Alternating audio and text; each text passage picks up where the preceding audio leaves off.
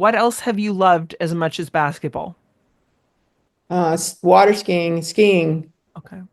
And you do that now, I have found out from research. Yeah, I do. Do you still love it? Love it. Okay.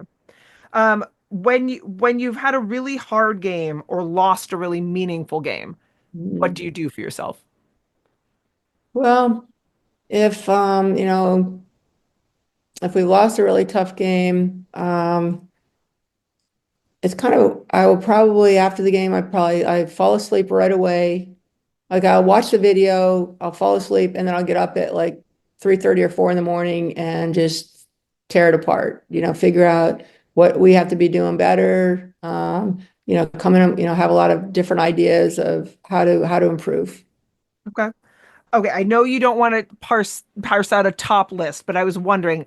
I said three, but it could be more. But three-ish of the most naturally gifted players whom you've coached.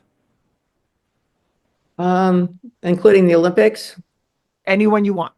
All right. I would say probably number one would be Katrina McLean.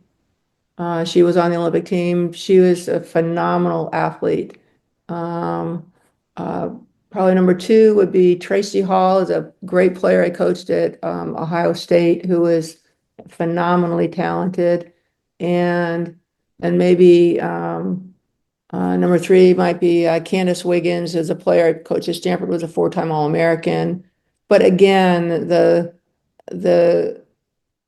it would be hard to name those three because I've coached so many. I mean, we're talking like I've coached three or four or five Hall of Fame players, so everyone is everyone is like so good.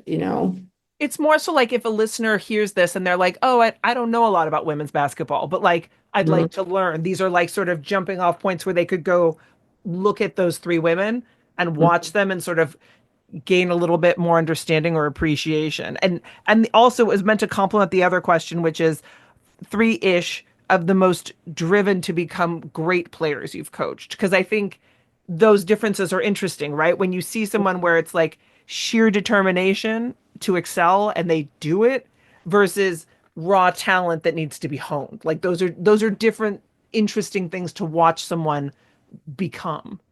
Yeah. Well, you ever watch a dog show and how, Not in a long time, but please go on. well, I don't really like, when you watch these dog shows and they bring out the different breeds, it's not the dog against the other dog, it's the dog against the breed, Fair. so if you're looking at a poodle versus a German Shepherd, it's not which dog do you like better, but is this poodle closest to the standards of a poodle versus the German Shepherd is not quite as close to the standards. And so, but what I look at like with kind of different players is that not comparing players to each other, but are you, Chloe, are you the best Chloe you can be? Right. You know?